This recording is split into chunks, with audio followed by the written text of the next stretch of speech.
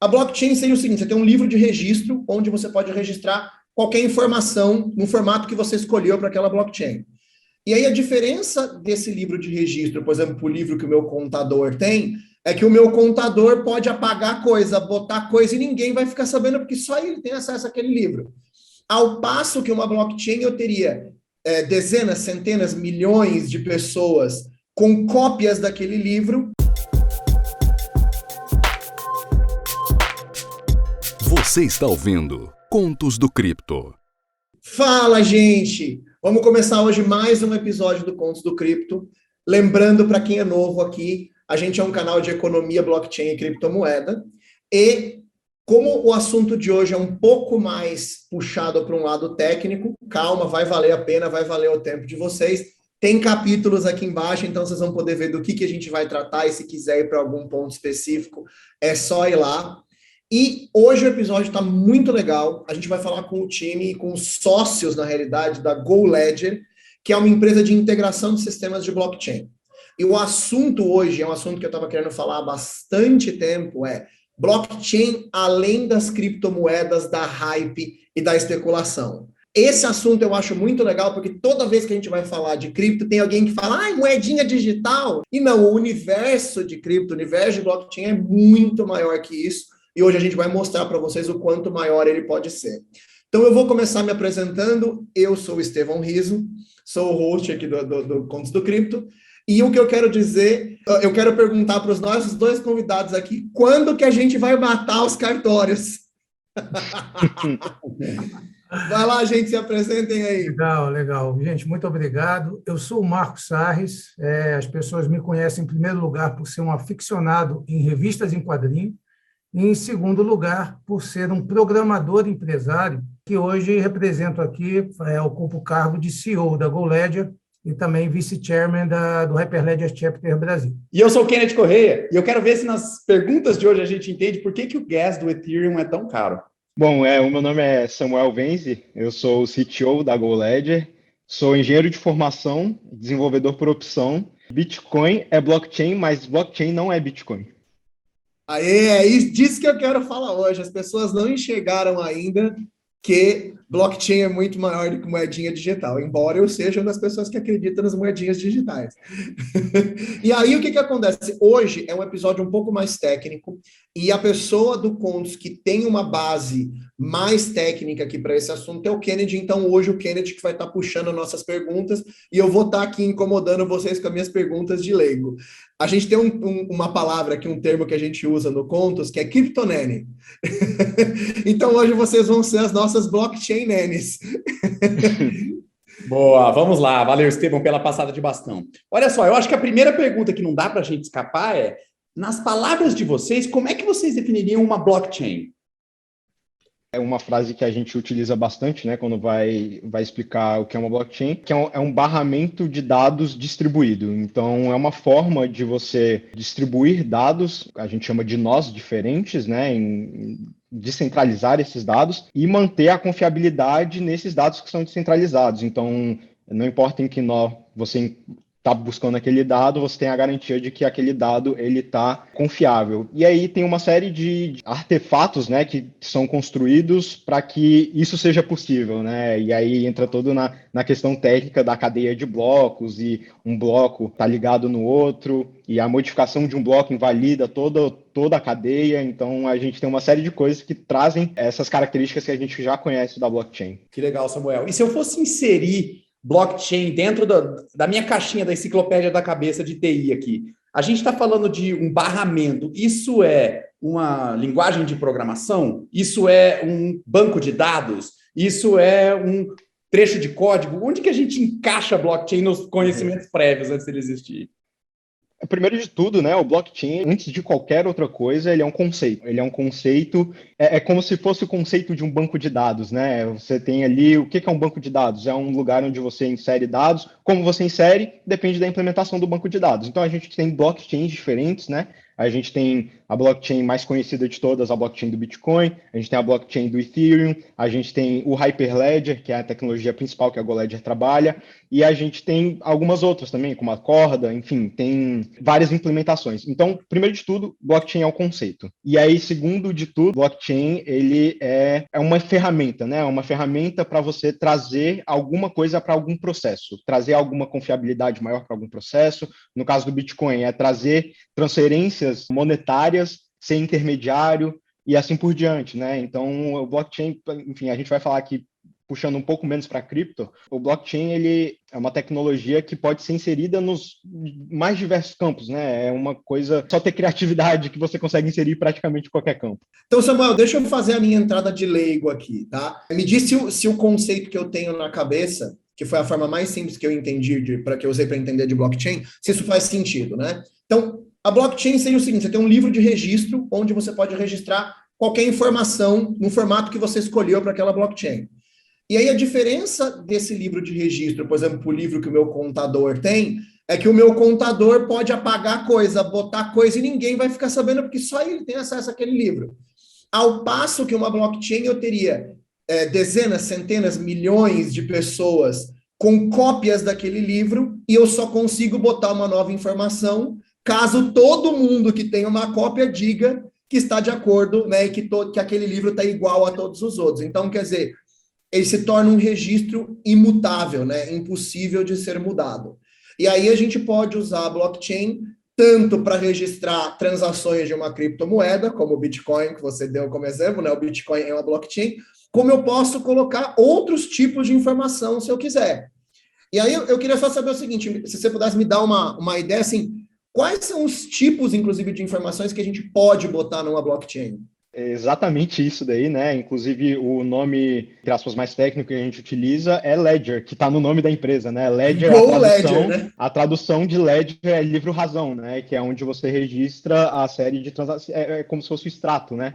Então, você vai registrando ali. A diferença é que no Ledger do blockchain, você encadeia isso em blocos, e aí vem a característica que você mencionou de que eu não posso apagar alguma coisa que está ali no meio sem que todo mundo concorde que aquela informação deveria ser apagada, ou, enfim, aquilo tudo fica no histórico, né, do Ledger. É impossível você pegar transações antigas do Ledger e acabar com elas. O meu contador não vai poder tirar uma grana sem que o resto de todos os outros contadores saibam que ele apagou uma entrada, né? Exatamente, exatamente.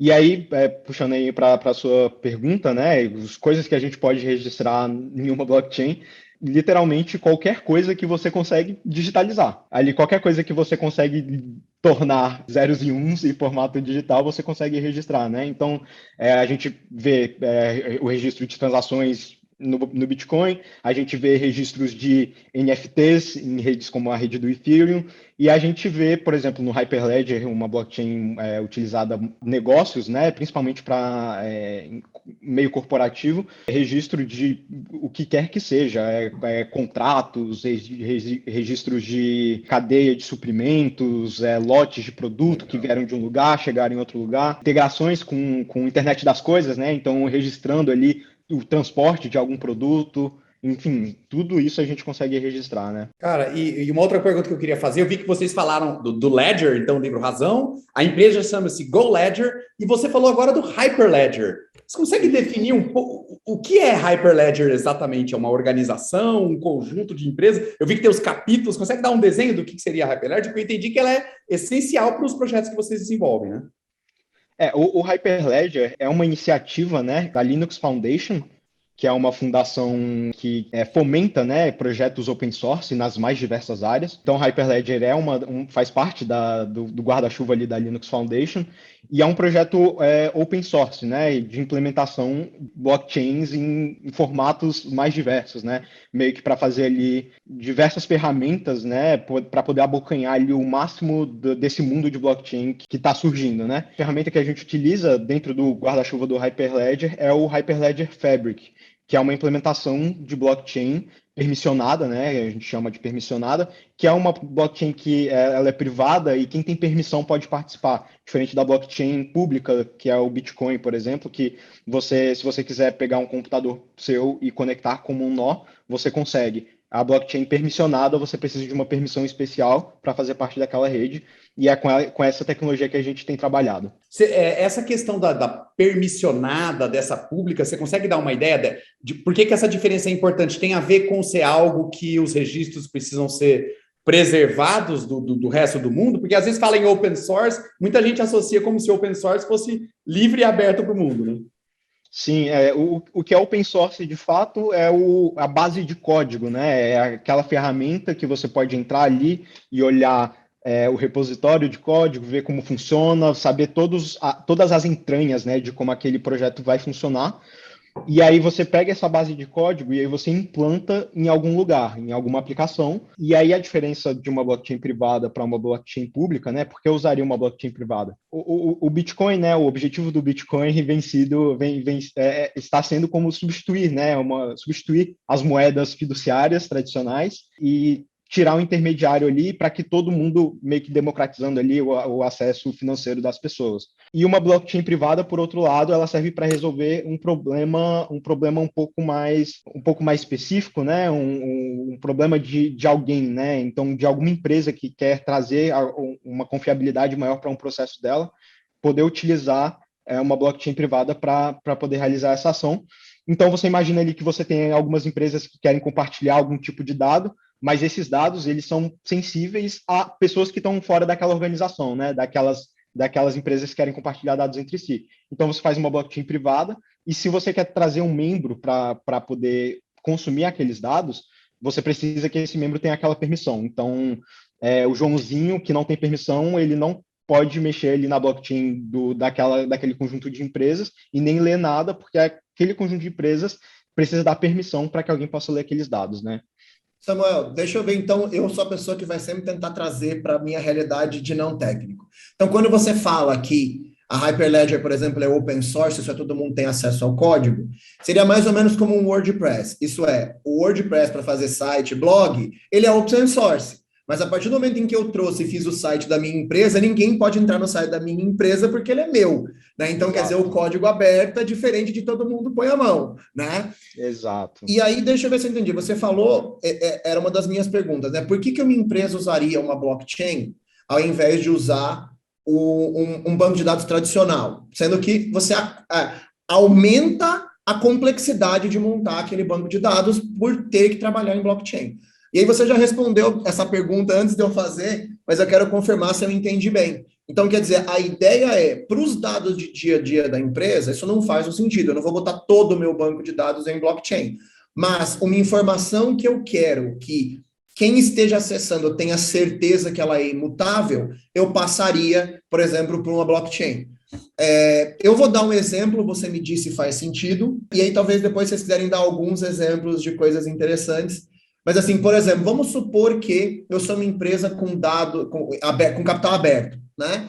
E eu quero dar para os meus investidores uma clareza sobre toda a minha saúde financeira. Eu poderia colocar os dados contábeis da minha empresa numa blockchain com visibilidade pública e logo todo mundo teria certeza que tudo que está sendo feito ali é realmente legítimo e imutável. Esse é um exemplo que você consideraria realista? Sim, com certeza. Esse é um exemplo que está sendo aplicado atualmente, inclusive por clientes da GoLedger, né? Que legal! Então, toda essa auditoria financeira, né? Ela realmente um ponto muito importante para várias empresas, né? Poder dar essa, como você disse, essa clareza, né? Para quem utiliza o serviço daquela empresa. Cara, uma outra pergunta que eu queria fazer, que acho que o Estevão comentou aquela hora, eu vou ter a certeza que milhões de pessoas estão validando aquela transação e que os dados são imutáveis. Quando eu falo de Bitcoin, eu não sei se são milhões, mas eu sei que são muitas máquinas diferentes validando, né? Mas quando você vai para uma blockchain permissionada, essa é uma dúvida que eu fiquei, cara.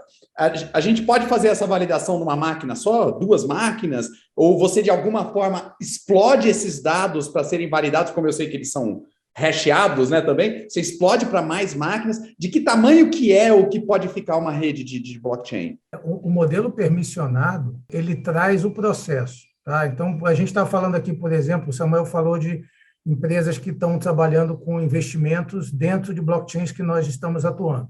A gente está falando, por exemplo, de empresas de direitos autorais de música, estamos falando com startups que fazem troca de elementos financeiros internamente na sua plataforma.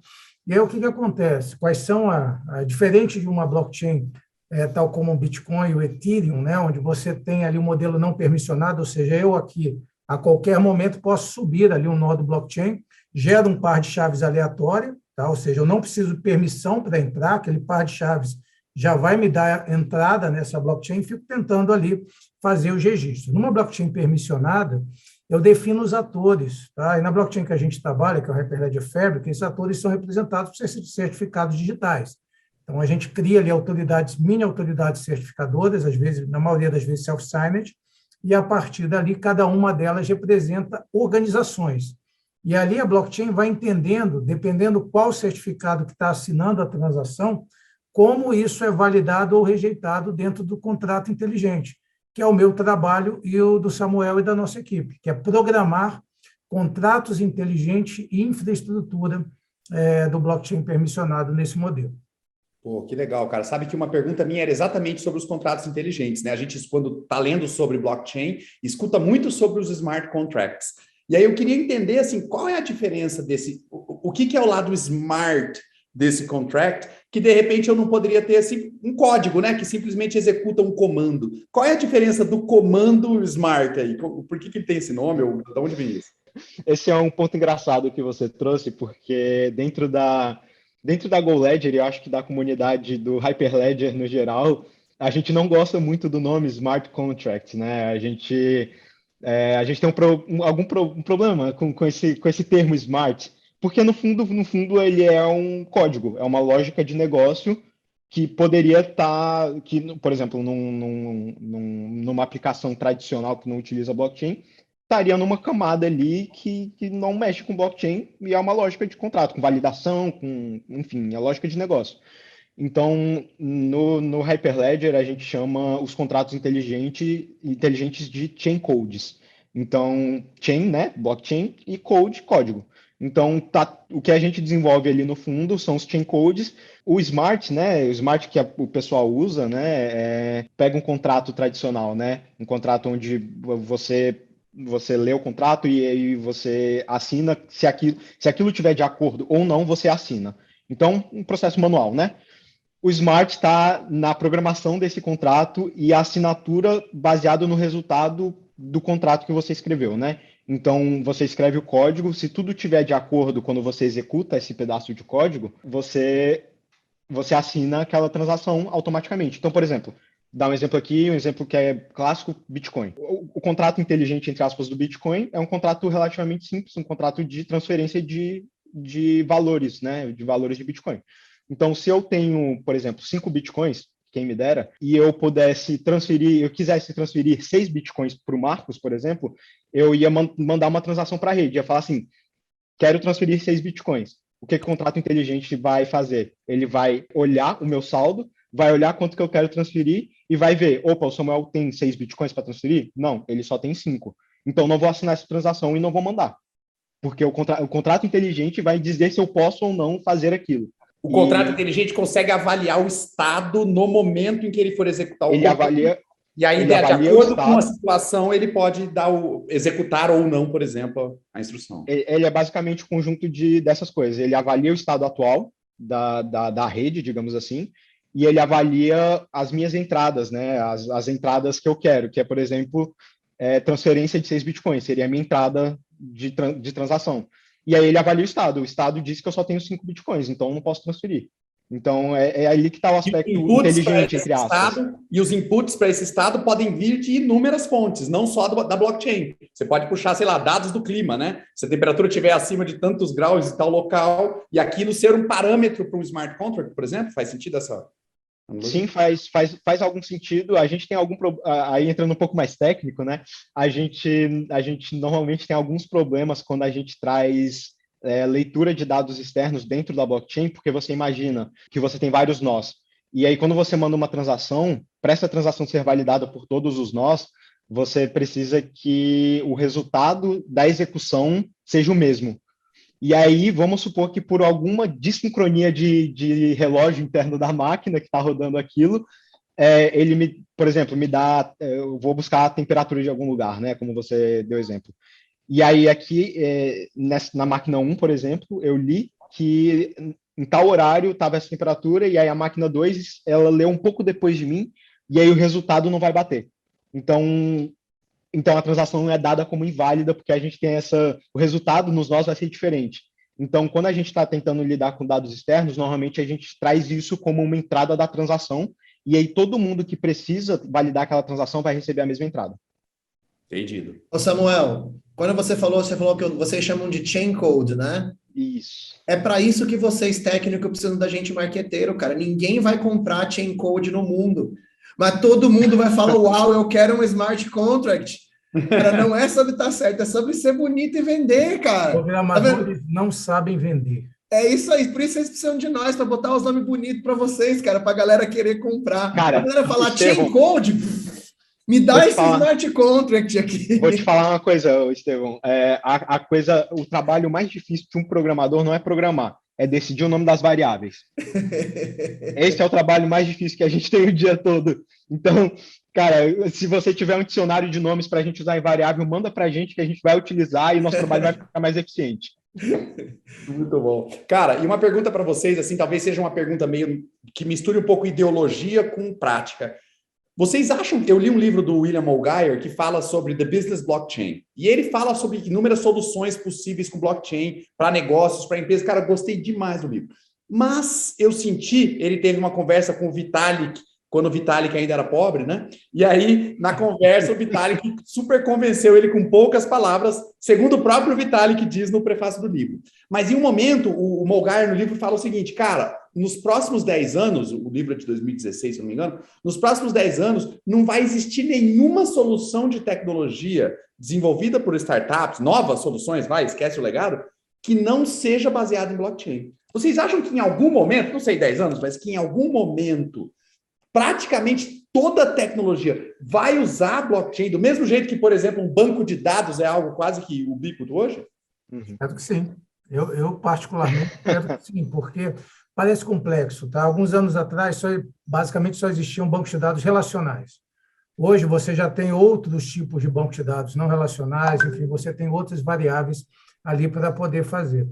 O blockchain resolve alguns problemas. Tá? Hoje ainda tem alguma complexidade, é uma tecnologia nova, e uma das missões da GoLedger é fazer isso ficar fácil, é fazer com que uma equipe técnica queira subir ali um ledger distribuído tão fácil quanto ele sobe um MongoDB. Tá? Então, seria mais ou menos esse o nosso objetivo nesse sentido. Que legal. Ficando um pouquinho aí nessa pergunta aí do Marcos, eu não gosto muito de atacar de futurista, né? De dar uma de futurista. Algum elemento dos negócios futuros vai ter blockchain envolvida de alguma forma.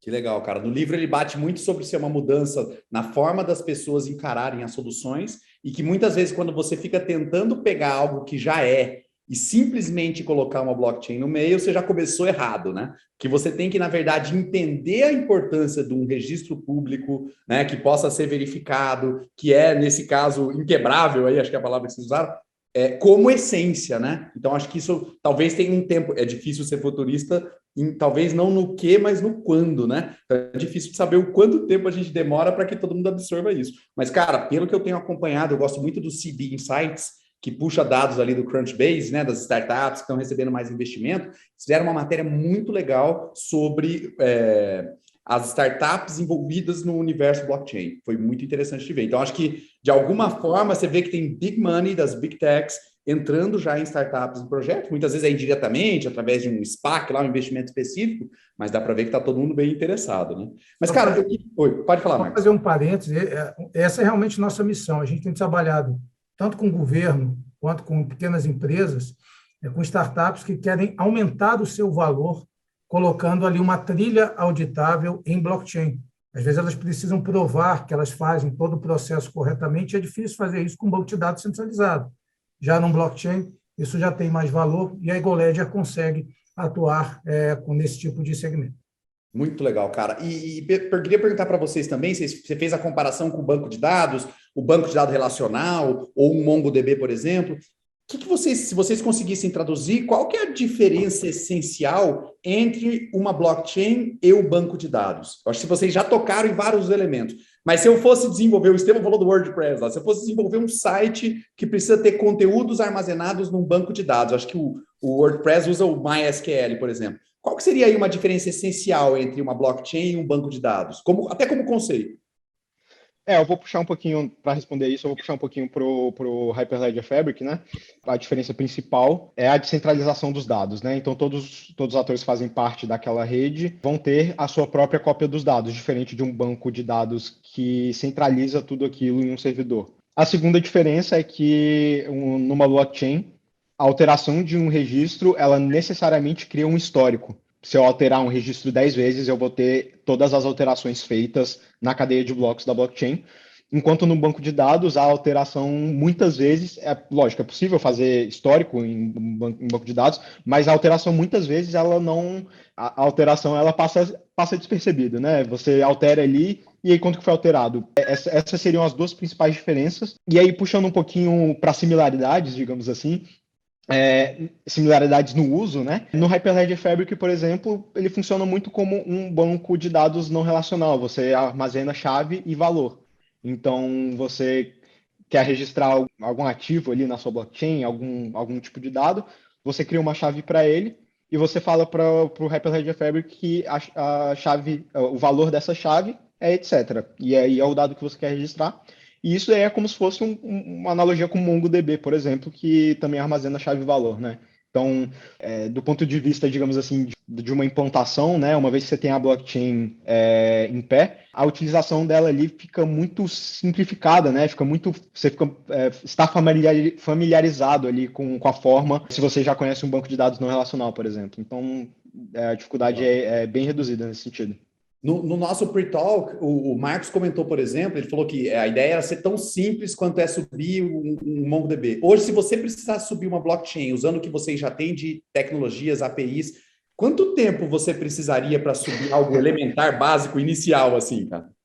Cara, eu vou te responder. Para você subir algo elementar, básico e inicial, nos artefatos que a gente desenvolveu, você demora no máximo 4 minutos. E para você subir algo complexo, ou mais complexo que você conseguir, você demora no máximo 4 minutos. Ô Samuel, você fica falando isso, aí a galera vai contratar a GoLedger e vai falar, bom, se essa é 4 minutos, então, toma quinhentão aqui, põe uma blockchain no ar aí para mim, enquanto eu tomo um café ali. Cara, parece brincadeira, mas a gente tem uma plataforma no-code, além de alguns artefatos de desenvolvimento. O valor não é quinhentão, mas é valor de startup. Tá? Então, é só fica o aviso para startups que estão ouvindo aqui o podcast. Eu também trago alguma recomendação e não quero trazer a brasa para minha sardinha, mas eu fiz uma apresentação no Hyperledger Brasil, que é o capítulo que o Marcos mencionou inicialmente, né? Fiz uma apresentação lá que foi uma apresentação técnica justamente sobre esse tema, sobre uma plataforma de blockchain no code, que é o que a gente tem. E lá eu fiz a demonstração e você pode ver lá quão rápido é. Eu fiz a demonstração e, enfim, subir a rede, de fato, demora 4 minutos. Tá no YouTube, assim, Samuel? Tá no YouTube? Tá no YouTube. Vamos colocar o link aqui na descrição para quem quiser ver o Samuel subindo aí. Cara, essas coisas são muito legais. Para o público que é mais curioso tecnicamente, você falar disso ser tão rápido e mostrar que é muito mais legal do que falar, né? O walk the talk aí, cara, com certeza muito legal.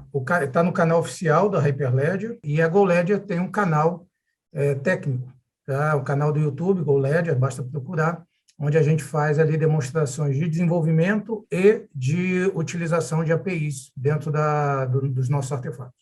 Que legal, cara. Uma outra pergunta que eu tenho, assim, eu perguntei aquela hora do número de nós envolvidos, né, na questão da validação dos blocos.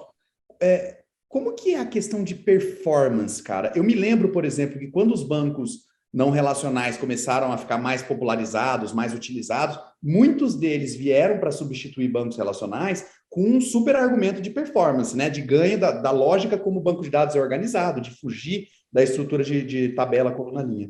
Como que é performance dentro desse ambiente de blockchain, dentro de uma solução? A questão da performance, né? Existem várias maneiras da gente otimizar a performance de uma blockchain, né? Só para entender um pouco ali mais tecnicamente como funciona o Hyperledger Fabric, a gente tem cada nó que sobe, que no contexto do Hyperledger a gente chama de peers, cada nó que sobe, ele sobe junto dele um pequeno banco de dados não relacional, que é o CouchDB. Bem similar ali ao Mongo, né? Ao MongoDB. E aí, esse banco de dados que sobe junto ao peer, que é o nó, de fato, da blockchain, ele guarda o estado atual da rede. Então, cada peer, né, guarda o seu próprio estado da rede nesse banco de dados. Além disso, ele tem todos os blocos envolvidos. Então, isso traz um ganho de performance para a leitura do estado atual da rede, porque eu não preciso consultar todo o histórico da blockchain, eu posso consultar o estado atual da rede que está dentro de um banco de dados CouchDB. E se eu precisar, todo esse banco de dados, ele vem com os artefatos de banco de dados, de você poder cadastrar os índices para poder fazer consultas, para tudo ficar mais rápido, né? Então, a gente sempre otimiza, né, criando os índices para poder fazer as consultas e etc. E a parte da blockchain, ela realmente fica, a performance não é como um banco de dados, mas por um motivo, digamos assim, um motivo nobre, né? Um motivo de que você precisa validar tudo ali para que daquela informação esteja em ordem em todos os nós. Então, eu não posso esperar eu registrar no banco de dados centralizado, vai ser tão, numa blockchain seria tão rápido quanto registrar e ser validado em uma série de peers que estão na rede. Então, nesse quesito, a blockchain ela não tem como ser muito mais rápida, mas ela ainda mantém a performance de escalabilidade e, enfim, a gente consegue fazer as validações de um jeito que para o usuário aquilo passa despercebido, né? Aquele tempo de processamento passa despercebido, porque é um processamento paralelo também, né? Existem já alguns estudos em relação à performance de blockchains permissionados, alguns deles, principalmente na área bancária, né, já superando 3.000 transações por segundo. Eu, particularmente, acho interessante esse questionamento, é um questionamento recorrente da área do blockchain, porém, em geral, muitas empresas não fazem esse mesmo questionamento para os seus bancos de dados. Você vai perguntar para um DBA quantas transações por segundo o Oracle dele está fazendo, ele não fez essa análise. Tá? Então, existe toda essa questão relacionada ao blockchain, mas já está bem performático, que de acordo com o processo no qual ele se propõe a fazer. Legal, Marcos. Eu acho que a questão de performance, do mesmo jeito que os bancos não relacionais ganharam espaço por conta disso, é um território de entrada fantástico para a blockchain também, né, cara? Porque em sistemas centralizados é muito rápido e muito fácil você ter problema na escalabilidade. E aí, blockchain por definição, né, já nasce com uma característica distribuída, então isso já ajuda em vários componentes ali da performance. E não só distribuído, tá? Só um parênteses, né? Um registro em blockchain ele precisa passar pelo código. É diferente de um banco de dados, que você grava direto. Mesmo um banco de dados distribuído, no blockchain você precisa rodar o contrato nos permissionados, principalmente, você precisa rodar o contrato inteligente. Nós temos, por exemplo, um contrato inteligente que faz validação de minúcia de impressão digital. Isso é um processamento oneroso, tá? Então, você não vai conseguir grandes performances, porém, vai conseguir grandes vantagens para fazer live scans distribuídas. Eu queria perguntar para vocês também, porque é algo que eu vejo que não fica muito claro quando a gente conversa com as pessoas sobre a parte de segurança das informações, é também o que mudou entre eu ter um banco de dados onde eu registro lá uma senha de um usuário e essa senha está protegida por criptografia, sei lá, 256 bits. Quando eu vou para a blockchain, o que está mudando para eu dizer que aquilo é mais seguro? Vocês podem, de repente, explicar para o leigo, vai, vamos tentar fazer o Estevão pegar aqui, mas o que muda para deixar mais seguro quando eu vou para uma estrutura em blockchain? Num processo em blockchain, a grande diferença é você começa no mapeamento de dados, tá? Então, você define quais são as informações que tem que passar por ali e como elas vão ser registradas. A segurança principal é a confiabilidade das informações. São duas confiabilidades. A primeira, que o código foi rodado para poder fazer aquele registro. Então, eu garanto desde questões simples, como validação de CPF, CNPJ, endereços, coisas assim, até questões complexas, como informações que já estão dentro do blockchain. E, além disso, a informação é gravada em Ledger, né? Ela é gravada no histórico de transações ordenados cronologicamente e assinados. Isso traz uma confiabilidade máxima quando você compara com a questão dos bancos de dados. E trazendo um pouco do Hyperledger Fabric novamente, né, que é o que a gente trabalha mais, a questão da segurança da informação registrada, o Hyperledger ele provê todo uma ferramental para você poder trazer permissionamento, né, para partes do dado que está sendo registrado, não só para os dados que estão sendo escritos, né, mas dados que estão sendo lidos. Então, o Hyperledger tem um artefato que se chama Private Data. E aí o Private Data, ele traz ali uma série de ferramentas, né? Você faz a definição ali de uma coleção privada de dados, e aí você determina quem pode acessar aquela coleção, e aqueles dados, eles não vão para o Ledger, né? Eles nunca vão para o Ledger em claro, e você registra a hash daquela transação e o dado fica no nó. E aí os nós que podem trocar essa informação privada trocam via um protocolo específico de gossip, né? Então eles trocam peer-to-peer, né? Então eles trocam Esse não é um nome bom. Si. Gossip é um nome bom. Gossip é um nome excelente. Você tem um software que faz fofoca, não é mais só ser humano que faz fofoca. A última etapa do registro é a fofoca. É quando o bloco é validado, e aí, a partir dali, todo mundo tem que saber, e ele distribui. Olha a gente já ferrando com o mundo das máquinas. A gente levou fofoca para o mundo das máquinas, cara. E tem o snitch, o dedo duro também, que de repente aponta o dedo para o rato, né, como a gente chama no Brasil. Bom, se aparecer um snitch, provavelmente é um problema para as blockchains, então a gente espera que não apareça. Gente, então deixa eu só, vamos puxar aqui, porque assim, eu gostei demais desse papo, e eu quero me aprofundar mais no conhecimento. Só para o pessoal que está vendo aqui, a gente vai gravar mais um ainda com vocês, a gente vai aprofundar mais, vai falar um pouco mais a parte de negócios, né? Hoje foi um papo mais técnico, no próximo a gente vai falar um pouco sobre como transformar blockchain em business, né, em negócios. Mas então, para quem está querendo se aprofundar mais, para quem começou a aprender aqui e se interessou, né, o que vocês recomendam de links, onde as pessoas podem ir atrás de mais informações?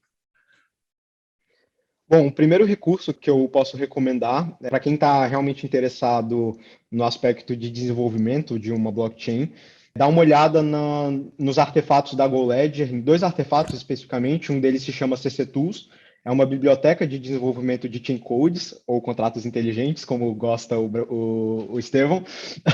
Marketing! Então, o CC Tools é uma biblioteca, né, de desenvolvimento de chain codes, é uma biblioteca que facilita muitas etapas ali do desenvolvimento, implementando diversas funções, né, que são necessárias para o desenvolvimento. Então, você poder fazer registro, criação, atualização de ativos, deleção, enfim, tem tudo ali, pegar histórico, tá tudo ali para o Hyperledger Fabric, tá tudo prontinho no CC Tools. E junto ao CC Tools, o CC Tools Demo, né, que é um template nosso que implementa o CC Tools, pegando ali e dando exemplo de como utilizar. Então, são 2 repositórios, estão disponíveis no GitHub, são abertos, open source. E se o pessoal gostar, né, do código e quiser contribuir, fiquem à vontade, criem issues no GitHub, mandem pull requests. A equipe toda lá da GoLedger é técnica, vamos olhar com muito carinho para a tua contribuição. A gente cresce nessa comunidade junto. Isso é o especial nosso. A gente, mais do que ser uma empresa, a gente atua numa comunidade que abraça, em especial, a tecnologia Hyperledger Fabric e também as outras tecnologias Hyperledger, né? A GoLedger também tem especialização em Hyperledger Bezo, que é a opção do cliente Ethereum dentro da Hyperledger.